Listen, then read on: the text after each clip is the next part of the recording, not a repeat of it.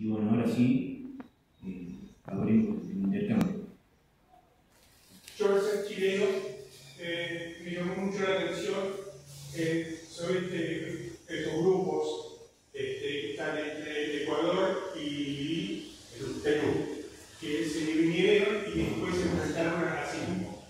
¿Por qué digo que soy chileno y por qué me llama la atención?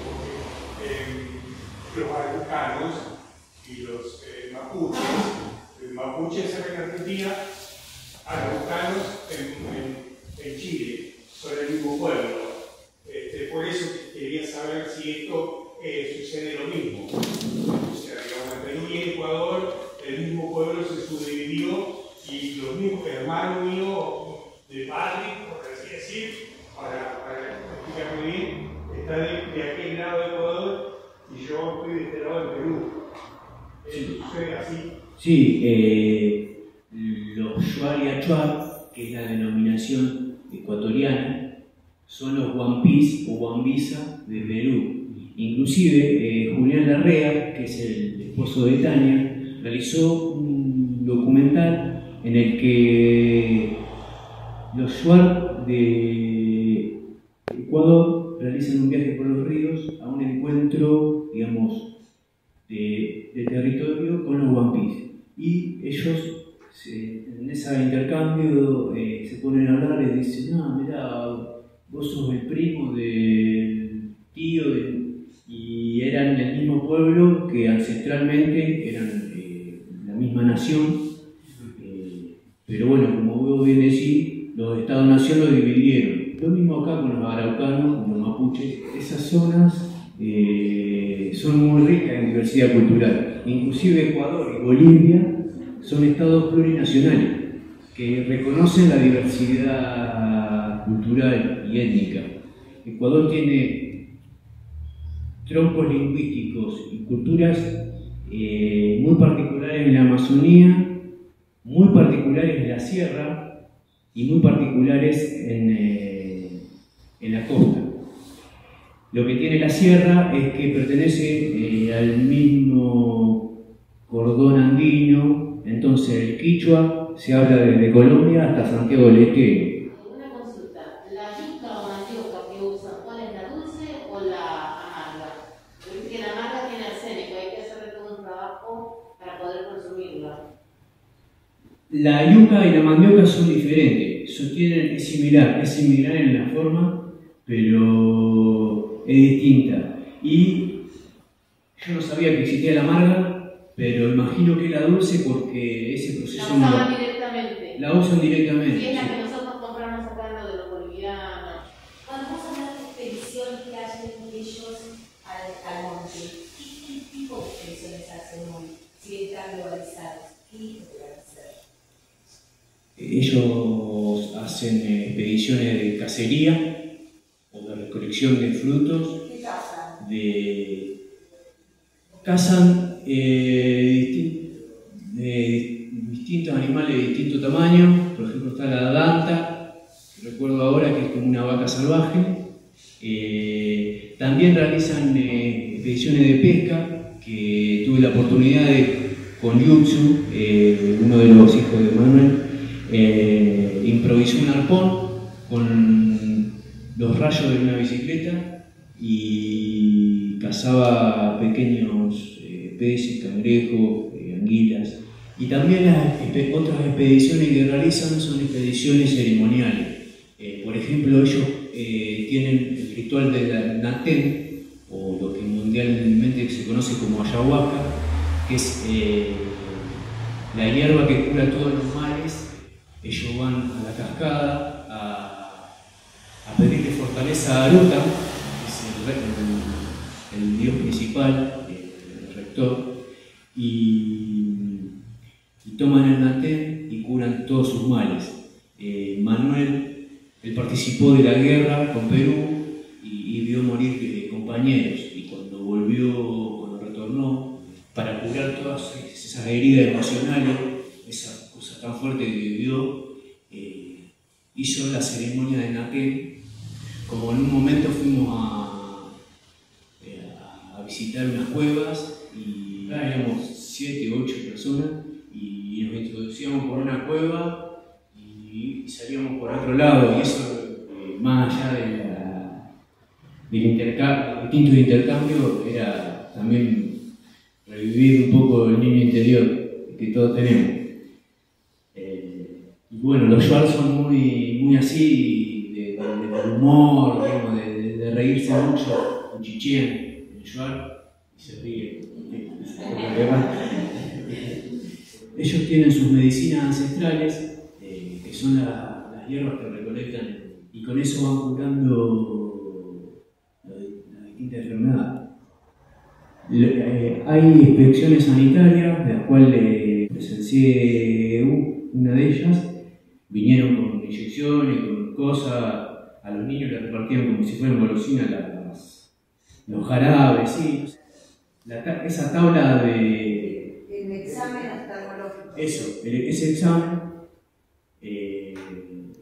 ponían a verlos, y los niños no veían, pero no porque tenían, no porque tenían problema visual, porque la casita que le dibujaban en el dibujito no son las casas que ellos conocen. Por eso también era una cuestión cultural, de qué es enfermedad, qué no, digamos. Por ahí el Estado programa algo y no ve la necesidad de que un estudio, sería necesario un estudio, digamos, cultural de la necesidad. Está bueno que nos cuentes tu experiencia con esa picadura que tuviste y nos contaste. No quería hablar de eso. No, en una de las visitas a la comunidad, yo como hacía base en la comunidad CER, yo volví y me di cuenta que tenía un granito en una de estas piernas. Y cuando volví a la comunidad pregunté qué es esto que tengo acá, porque no. Me dice, no, vos tenés tupe. Y yo se agachaban y hacían. Y se asomaba el bicho, se asomaba por la piel. Estaba re instalado, lo tenía bien instalado en la piel. Una de las esposas de Manuel estuve en su casa y puso un banco, me tiró la pierna ahí y con un poco de algodón y agua hizo fricción y lo sacó. Volaste que son cazadores y recolectores, ¿sí? ¿Qué otra fuente de ingresos tienen para la vida de ellos? Porque interpreto por lo que decís que la comunidad está en la selva, está en el pueblo. Por ejemplo, para ir a mar, para pagar el boleto colectivo, no sé, para ir a hacer, comprar ropa, eso. Ellos, bueno, en el caso de Manuel, él tiene ese cargo político, y en los otros casos es una economía de subsistencia.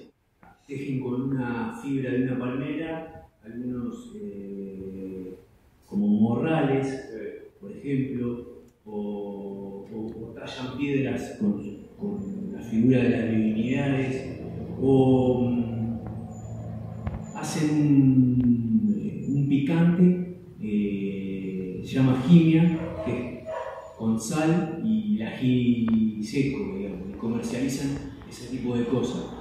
Pero es una economía bien de subsistencia, que compran estos artículos de primera necesidad.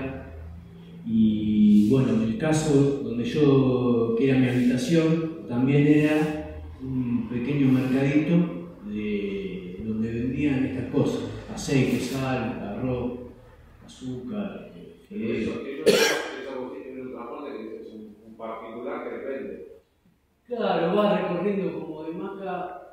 Las ciudades más principales son Maca, que es la capital de la provincia, y un distrito que se llama Tailla. Sí. Hay infinidad de comunidades en la orilla de la ruta, y bueno, y Guamar, que está a 2 o 3 kilómetros, que va la familia caminando hacia la ruta a buscar las provisiones. ¿Las comunidades son grandes, industriales o pequeñas? ¿Qué cantidad tienen? Por decir que hay varias. Sí, son más bien pequeñas, va variando. Guamar tenía alrededor de 100 habitantes. Hay comunidades que están más alejadas, son más pequeñas. Hay comunidades que empiezan a crecer y se transforman en pueblo. en parroquia, que es la división, la primera división, digamos, de la organización de distrito, que es parroquia, cantón y, bueno, cantón sería como el partido y provincia igual que acá, digamos. Y comunidades también.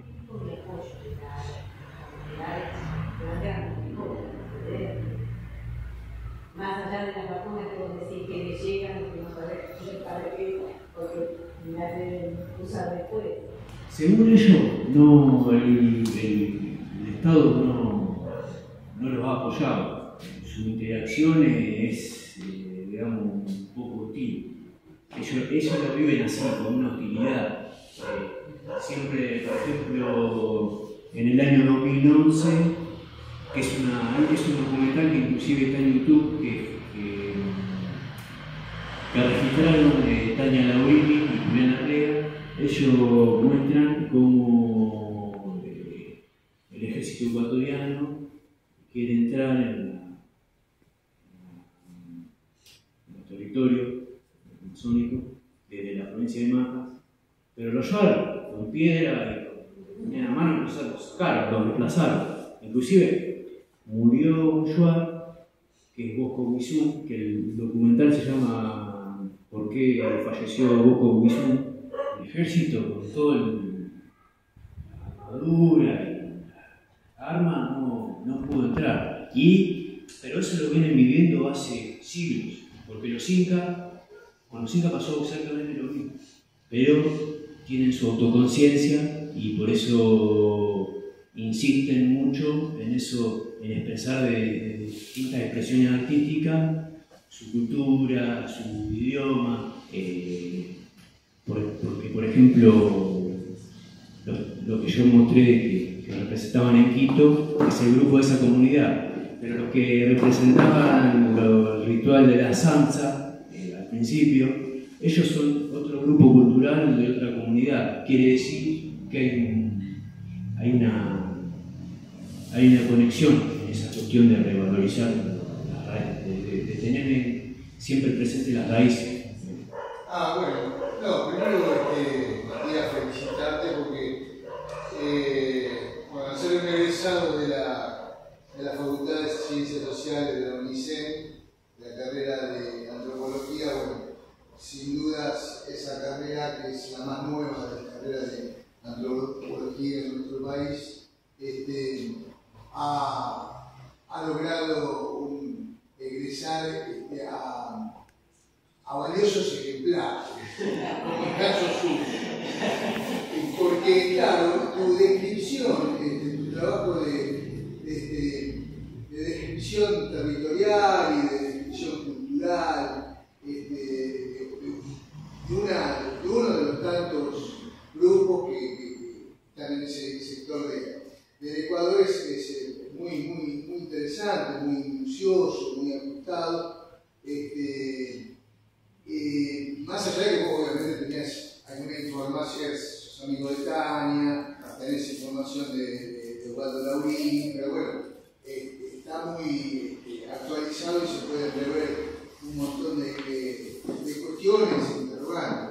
Yo te quería preguntar si bien la nación Shuar está insertado dentro de todo lo que es la participación de todos los grupos de distintas culturas ecuatorianas dentro de lo que sería una federación indígena andina, ecuatoriana, y está insertada dentro. Los Shuar son muy conocidos en todo el mundo andino y tienen una representación política importante. Si hacemos una comparación con los grupos argentinos, que recién el amigo chileno nombraba, por ejemplo, los mapuches, que tal vez sea uno de los grupos más importantes, y que se ha habido desbordado últimamente de los grupos mapuches por las políticas, la noción política y la participación de conciencia étnica y de clase que tienen las federaciones como los Shuar es tal vez más viva, entre comillas, son más hábiles, o es menos complicado, o tal vez el poderío que tienen ellos a la resistencia, por ejemplo, de un Estado que quiere quitarle las tierras y penetrar, como vos lo relataste, y que no puede, porque bueno, entrar en la selva no es lo mismo que entrar con la gendarmería de los territorios mapuches. Pero es por una cuestión también de habilidad política que tengan ellos en la cuestión de interacción entre distintos grupos. Por un lado está la hostilidad estatal, pero al Ecuador estar digamos, decretado como Estado plurinacional, eso les da una entidad que acá en Argentina no. Argentina negó pocas décadas atrás a los pueblos indígenas. Allá esa habilidad que vos decís se da porque las distintas naciones componen federaciones, inclusive la segunda fuerza política del país es un partido político indígena, el Pachacuti, que son las distintas etnias conformadas en un partido político. Inclusive el gobernador de Morona, Santiago, es Shuar, y hay gobernadores indígenas en distintas provincias de Ecuador. Están más insertados en la vida política institucional. Sí, institucionalmente tienen esa facilidad. Se han ganado. Hay fuerzas que vienen de años, de décadas, y esto que vemos de estos jóvenes representando su cultura es como la punta de flecha de todo ese trabajo milenario. Hay una arena más abierta al pueblo, y en Bolivia pasa algo parecido, porque también está constituido así el país. Por ahí también tiene que ver un poco con esto de adaptarse para sobrevivir, ¿no? Que eso, digamos, nos traza a todos. Y lo veo desde, me acordaba de chico rayando la lanza para una obra de teatro, cuando ya sus abuelos lo hacían por otra razón, o su padre, o él mismo en otro momento. Y cómo esto de adaptarse, como decía él, para ganarse ese lugar, ¿no? Porque se lo han ganado, también desde ahí me parece, un poco como lo de producir sus propias cosas para poder interactuar un poco más con el tema de la economía. Eso por ahí también los lleva a estar, justamente como él decía, más vivos, más presentes, más visibles, adaptarse. Sí. Al principio capaz que fue adaptarse porque, bueno, estaban, no digo que, o sea, eso de la sociedad unida y cohesionada es un mito, todos tienen conflictos internos, pero bueno, ellos estaban con sus conflictos internos y de buena primera vienen los conquistadores, primero la colonización y después la conformación de los Estados-nación.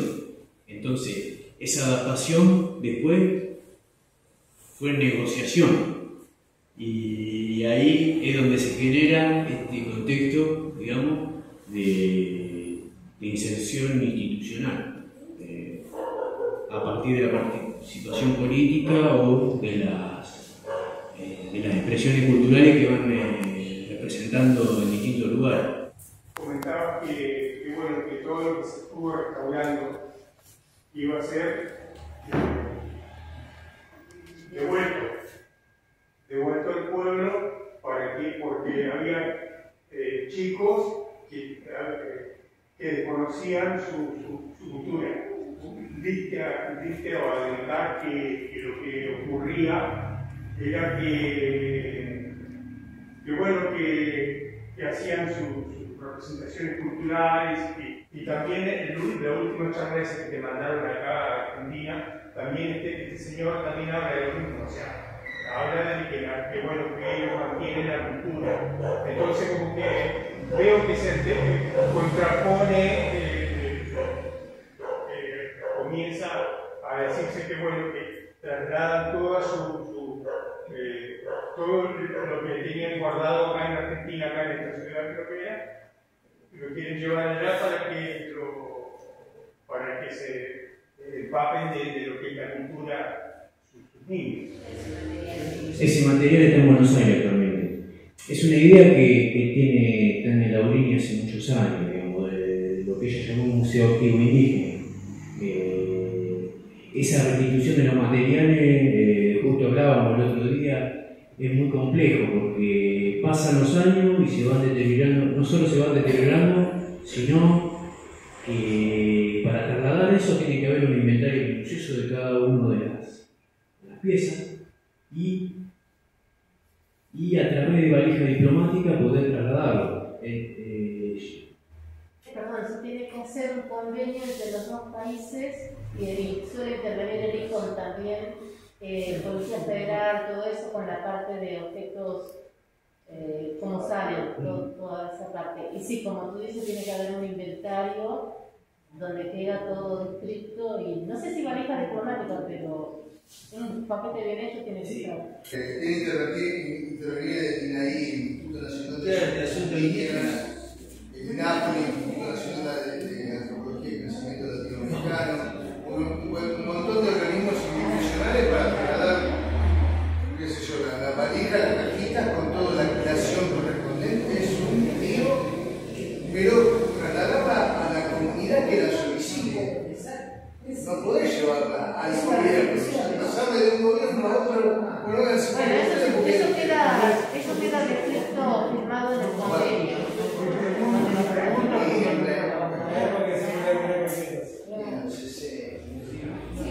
Yo quería como destacar tu experiencia, bueno, primero gracias por compartir y felicitaciones. Y bueno, quería que nos describa un poco más en profundidad todo lo que es tu experiencia con respecto a la educación intercultural y la educación bilingüe, porque ahí interviene el Estado, porque una escuela bilingüe no es lo mismo que una escuela, digamos, de la comunidad, creada y pensada por la comunidad con su propia lengua, digamos. Ahí la cuestión bilingüe tiene que ver con un proyecto de educación estatales, ¿no? Y bueno, ¿y cómo fue tu experiencia dando los talleres de literatura y qué te pasó a vos, digamos? ¿Qué te trajiste vos? Para mí, en la comunidad SER me valí sobre cortes que nombraba y traté de que sean lo más directos, acorde al contexto. Para mí, digamos, con la experiencia con los más niños, fue bien compleja porque no había mucha timidez y por eso los más niños, sumado a que algunos no saben ni leer ni escribir, fue como reinventarme y decir, bueno, la pizarra dibujando su comunidad, casa, que el profesor me ayudaba y poníamos los nombres. Vi las necesidades que son generadas por la instalación de la institución. Entrevistan a una mujer yuar de una comunidad y ella dice: yo soy rica, yo no soy pobre, yo soy rica, yo tengo todo. Pero la carencia no nace en la comunidad, la carencia llega de otro lado, social, culturalmente, cree que en ese territorio hay pobreza, falta cosas. Toda la cultura tiene educación, y educación no es sinónimo de polarización. Por eso también el proyecto de Comunidad SER y de Muyuk Awal, que es la red de educación de Ecuador, tiene esa perspectiva de hacer encuentros de jóvenes por distintos lugares del país, y en ese intercambio de experiencia es donde se da la educación real, el aprendizaje. Conocí una experiencia educativa en una aldea de pescadores en la costa, que es Puerto Capital, y ellos directamente tienen una escuela de educación alternativa informal. No hay otra escuela, es la educación de los más pequeños se da ahí, en la dirección de los padres que salen en sus expediciones de pesca al mar. O sea, la educación de la familia, que es el primer contacto con la cultura directo, y esta experiencia de educación libre, más armada, y distintas experiencias hay en distintos lugares del Ecuador. Sí, que no es obligatoria la escolaridad. Sí, es obligatorio, inclusive los docentes no pueden hacer paro en Ecuador. La comunidad de como la conocemos nosotros, no se forma. En cada territorio que hay una lengua, enseñan el castellano y la lengua de la sí. Pero tiene igual, la misma parte de eso es como formal, es igual de formal que la educación. Hay las universidades también, hay universidades importantes en las grandes ciudades, en Guayaquil, en Quito. No hay universidades públicas o hay contadas con los... Bueno, está la Universidad Central del Ecuador, que está en Quito, que tiene como 400 años, algo así, pero no sé si, como tú dices, pagan algo. Después la universidad más importante es la Universidad Católica. Está bien, pero vos estás hablando de una comunidad en la selva. Eso no penetra en el ejército, nada tiene que ver acá el Estado. O sí, o el Estado pone esa escuela bilingüe. Esas escuelas bilingües son del Estado. Son del Estado. ¿Y qué enseñan? ¿Cómo es bilingüe? ¿Qué enseñan? Porque por ahí también son intervencionistas culturales. La adecuación, pero ahí los quichuas en la montaña hay otro idioma, y es educación bilingüe, quichua castellano, o fan castellano, o guaraní castellano, o acá también en Argentina, pero en muy poco caso.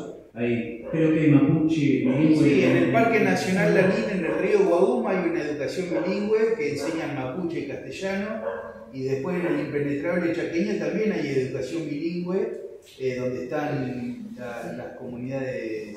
Sí, michí, castellano, en Santiago hay quechua también. Sí, lo que pasa es que hay que ver también, vos podés tener las escuelas bilingües, estatales, pero obviamente con toda formación y todo programa tiene una concepción ideológica. ¿Qué le enseñas en mapuche o en shuar? Estás enseñando la historia de los shuar y una historia también que tiene que ver con el país, con la conformación del Estado-Nación, de la independencia. Pero ¿desde qué autores? Eso pasa también en la escuela pública. ¿Qué bajás? ¿Qué historia contamos? Más allá del idioma, ¿qué historia le contás?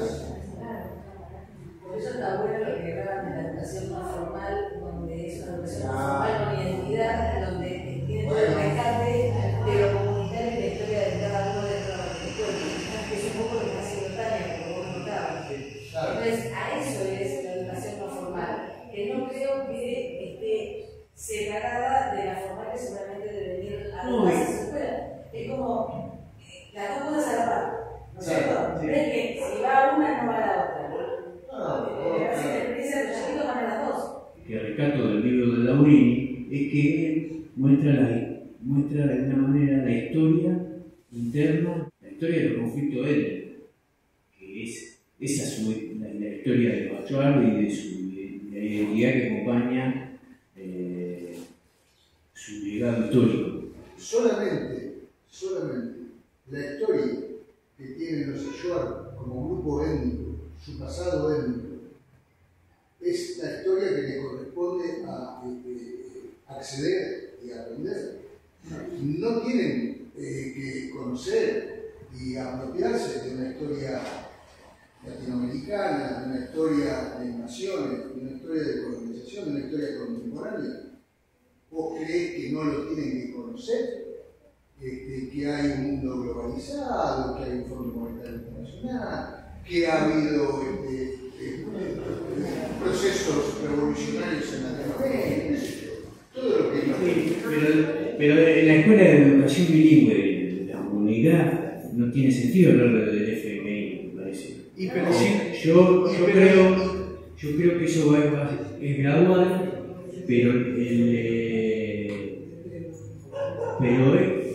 como vos dijiste, que en la escuela le enseñan la historia del Estado Nacional, sí, pero la historia que pesa y la real, que la viven cuando salen a cazar, es la historia de los conflictos interétnicos,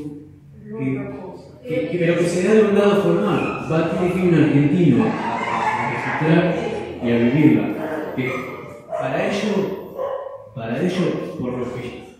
Pero no quiere decir que tiene que negar la historia de la sociedad global Perdón, yo apunto que si la educación es de gobiernos, obviamente lo que están enseñando es la cultura de gobiernos. O sea, no podemos decir que no, porque el socialismo y no, bajan directamente de gobierno.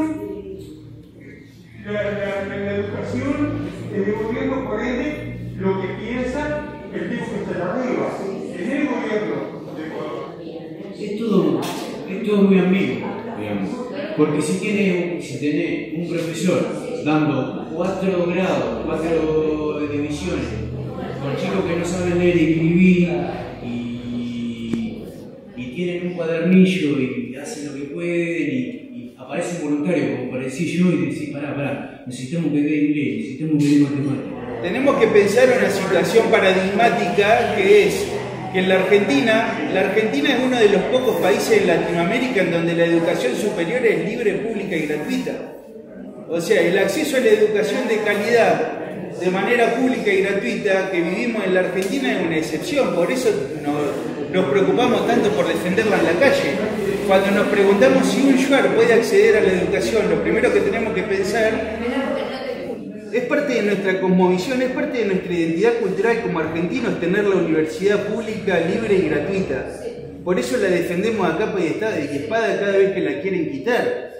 Cuando nos preguntamos si un yuar puede llegar a la universidad, primero tenemos que pensar en la dificultad en el acceso económico que implica acceder a la universidad en Ecuador. Nosotros cursé con un compañero ecuatoriano que eligió venirse a estudiar a la Argentina porque era mejor calidad la educación y más barata, porque era gratuita. Entonces creo que tenemos que pensar en esa cosa como un principio básico, que es una excepción latinoamericana que la universidad en Argentina sea gratuita y de acceso para todos. Entonces el acceso no se da en todos los países de Latinoamérica en el mismo sentido. Y por otro lado, con respecto a esto de bilingüismo y de la articulación de las políticas educativas que baja el Estado Nacional Ecuatoriano, yo no sé qué es lo que darán, pero me imagino que tiene que haber una articulación entre lo local y lo global, porque por lo poco que conozco de educaciones bilingües acá en Argentina, se enseña mucho de la identidad propia, comunitaria, local, a partir de la mitología, a partir de las leyendas de las comunidades y de su cosmovisión propia. Y después se enseña la historia del Estado Nacional, que es toda la historia de sometimiento para las comunidades originarias. Pero no tienen que desconocerla, porque si no ellos cómo se posicionan ante un proceso que tienen que seguir sosteniendo la emancipación cultural y económica. Más allá de que tengan una constitución plurinacional en donde los recursos naturales se consideran como un bien inalienable en Ecuador, porque esa es otra cosa también, los recursos naturales en Ecuador están garantizados por la Constitución Nacional y no lo tiene ningún país de Latinoamérica a esa salvaguarda con respecto a los recursos naturales, la biodiversidad del Amazonas y todo eso, que igual tienen un montón de problemas, porque las petroleras entran a la selva, contaminan los ríos, como lo hizo la Chevron hace 4 años atrás, que hizo un desastre ambiental tremendo, las mineras también. No es fácil que entren, tienen que primero pactar con la comunidad, como dijo él. El síndico tiene que dar el permiso, Claro. Si no, lo sacan corriendo, porque desde que estuvo Correa y transformó la En el Constitución, 2008. él puso de que las comunidades tenían esa libertad de manejarse por su cuenta. Una persona, por ejemplo, él iba y hacía, no sé, robaba algo en la comunidad. no lo llevaban a la comisaría, al pueblo o a Quito. Ahí mismo lo juzgaban y decidían qué hacer con él. Que podía ser la muerte o lo que sea. Tienen esa libertad. Y les enseñan a ser orgullosos de ser Shoah. No es tan fácil. En el trabajo de geología hay que pactar. Yo he visto cómo pactaban para poder meter a los geólogos a tomar un poco de muestras. Nada más. Se está haciendo un poco tarde y queríamos agradecerle a Matías. La verdad que está re lindo el debate. Vamos a invitarlo otra vez, obviamente, que venga a presentarnos otra de sus experiencias tan lindas. Y los invitamos a ver lo que preparó Matías acá. La vitrina esta es permanente acá de la colección del museo, al igual que aquel libro también lo hizo Laurini, que no es su señora, pero que también hizo un libro de papa, pero la tenemos a Laurini acá. Y bueno, cualquier pregunta, está Matías acá también, que se va a quedar un ratito con nosotros. Bueno, ¿sin micrófono? Sin micrófono. Muchísimas gracias a todos.